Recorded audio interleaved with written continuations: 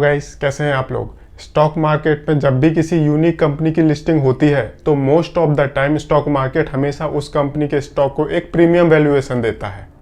ऐसा इंडिया में तो होता ही है, across the globe developed countries में ये इंडिया से कहीं ज़्यादा होता है। एंड किसी किसी कंपनी के लिए इन्वेस्टर इतने एक्साइटेड होते हैं that they are willing to pay any price for the stock of that company. Recently US में ऐसा ही कुछ हो रहा है कोइनबेस की लिस्टिंग को लेकर। इस वीडियो में हम जानेंगे इस कंपनी की वैल्यूएशन के बारे में एंड साथ ही साथ ये कंपनी ऐसा क्या करती है जिसकी वजह से इस कंपनी की वैल्यूएशन इतनी ज्यादा है। मैं हूं प्रदीप राजपूत एंड शुरू करते हैं आज का वीडियो। कोइनबेस ग्लोबल, यस्टरडे इस कंपनी के स्टॉक की लिस्टिंग नैस्डैक में हुई। इस कंपनी की लिस्टिंग नॉर्मल लिस्टिंग से थोड़ी डिफरेंट है बिकॉज इस कंपनी की नैस्डैक में डायरेक्ट लिस्टिंग हुई है।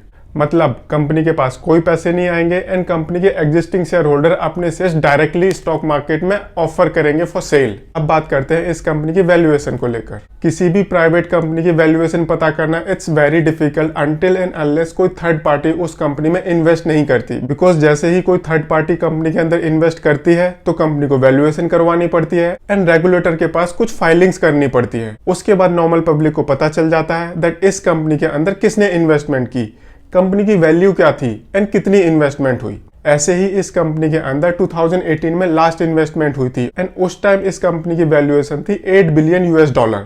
इस कंपनी की लिस्टिंग से पहले नैस्डैक ने इस कंपनी के शेयर को 250 पर डॉलर की एक रेफरेंस प्राइस दी थी। इस हिसाब से इस कंपनी की वैल्यूएशन हो रही थी अप्रोक्सीमेटली $65 बिलियन। ये एक बहुत बड़ा अमाउंट है। अगर हम इसको इंडियन रुपीज में कन्वर्ट करें तो इंडियन रुपीज के हिसाब से ये अमाउंट होता है अप्रोक्सीमेटली 7,15,000 करोड़ रुपीज का। ये रेफरेंस प्राइस थी जो नैस्डैक ने दी थी। हमेशा किसी कंपनी की लिस्टिंग से पहले मार्केट के बाहर भी कुछ न्यूज चलती रहती है। लिस्टिंग से पहले मार्केट के बाहर न्यूज चल रही थी दैट इस कंपनी की वैल्यूएशन होगी अप्रोक्सीमेटली $100 बिलियन या फिर उससे भी ज्यादा। एक इक्विटी रिसर्च फर्म मोफेट-नेथनसन, उनके हिसाब से इस कंपनी के स्टॉक की वैल्यू होनी चाहिए अप्रोक्सीमेटली $600 की।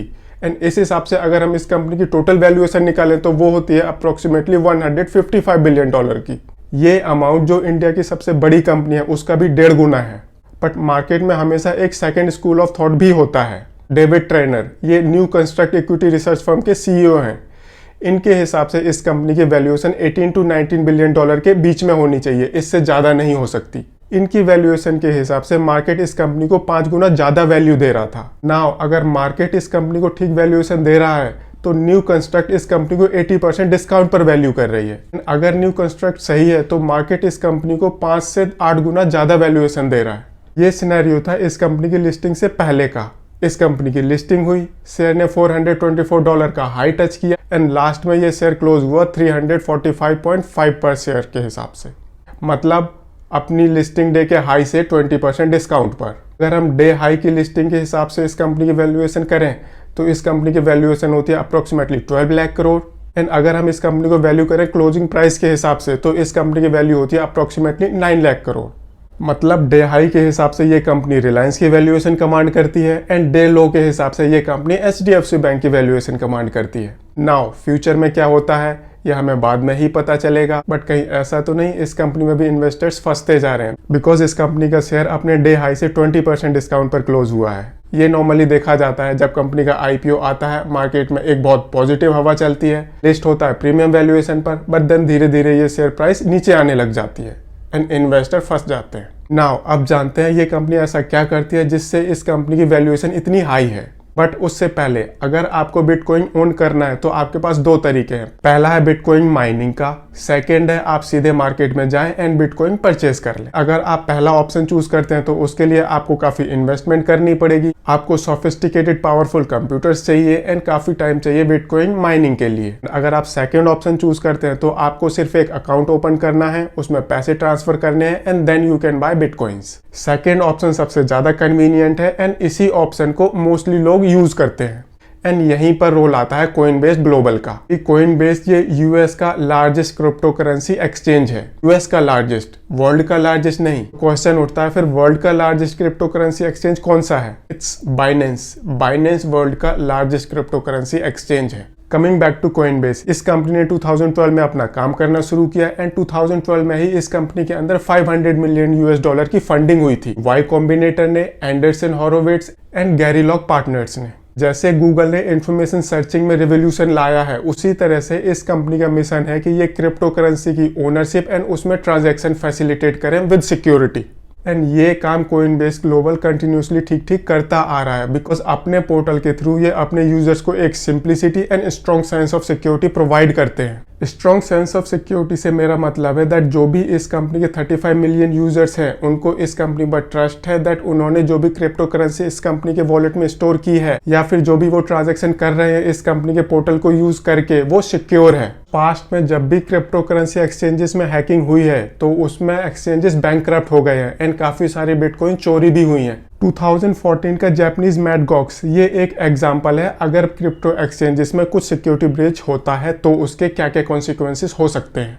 अगर हम इस कंपनी की रेवेन्यू की बात करें तो 2019 में इस कंपनी की रेवेन्यू थी 483 मिलियन की, 2020 में इस कंपनी की रेवेन्यू थी 1.14 बिलियन की एंड 2021 के फर्स्ट क्वार्टर में इस कंपनी ने 1.8 बिलियन की रेवेन्यू ऑलरेडी क्लॉक कर ली, जो पिछले साल की रेवेन्यू से ऑलरेडी 1.5 गुना है। एंड इस कंपनी की बॉटम लाइन भी ग्रीन हो चुकी है, मतलब इस कंपनी ने प्रॉफिट करना शुरू कर दिया है। अपने इनिशिएशन स्टेज पर यह कंपनी सिर्फ बिटकॉइन में डील करती थी एंड आज की डेट में ये कंपनी अप्रोक्सीमेटली 50 क्रिप्टो एसेट्स में डील करती है। अब बात करते हैं ये कंपनी रेवेन्यू कैसे अर्न करती है, पैसे कैसे कमाती है। तो ये कंपनी 5 तरह से रेवेन्यू अर्न करती है। सबसे पहला है कोइनबेस फी। जब भी कोई यूजर इनके प्लेटफॉर्म पर ट्रांजैक्ट करता है तो ये एक पर्टिकुलर फी चार्ज करते हैं उस ट्रांजैक्शन पर। बेसिकली वो फी इस कंपनी की रेवेन्यू है। सेकेंड है मार्जिन फी और we can call it spread. इस कंपनी का बिजनेस मॉडल कुछ इस तरह से है। ये कंपनी क्रिप्टो एसेट एक यूजर से परचेज करती है एंड दूसरे यूजर को सेल करती है। बीच में ये कंपनी अपना मार्जिन भी ऐड कर देती है। ये भी इस कंपनी की रेवेन्यू का एक मेजर सोर्स है। तीसरा है कोइनबेस कॉमर्स। ये कंपनी क्रिप्टो करेंसी की ट्रांजैक्शन के लिए एक प्लेटफॉर्म ओन करती है जिसके थ्रू कंपनी क्रिप्टो करेंसी में पेमेंट रिसीव कर सकती है। जैसे कि पेपाल हो गया नॉर्मल करेंसी के लिए, कोइनबेस ग्लोबल का प्लेटफॉर्म हो गया क्रिप्टो करेंसी के ट्रांजैक्शन के लिए। उसके बाद है कोइनबेस कार्ड। ये कंपनी अपने यूजर्स को वीजा पावर्ड एक फिजिकल कार्ड भी प्रोवाइड करती है। बेसिकली ये कार्ड एंड इस कंपनी के सॉफ्टवेयर के थ्रू ये कंपनी बिटकॉइन को नॉर्मल यूएस डॉलर में कन्वर्ट कर देती है, जिससे इस कंपनी के यूजर फिजिकल शॉपिंग वगैरह भी कर सकते हैं। अगला है यूएसडी कॉइन। इस कंपनी की अपनी खुद की क्रिप्टो करेंसी भी है which is based in Ethereum platform. इस कंपनी की क्रिप्टो करेंसी का नाम है यूएसडी कॉइन एंड ये यूएस डॉलर से लिंक्ड है। इसका मतलब हमेशा $1 1 यूएसडी कॉइन के बराबर रहेगा। ये 5 रेवेन्यू स्ट्रीम्स है जिसके थ्रू ये कंपनी रेवेन्यू अर्न करती है। ये एक छोटा सा वीडियो था अबाउट कोइनबेस ग्लोबल के बारे में। अगर वीडियो पसंद आए तो इसे लाइक शेयर जरूर करें, चैनल को सब्सक्राइब करें। Thank you.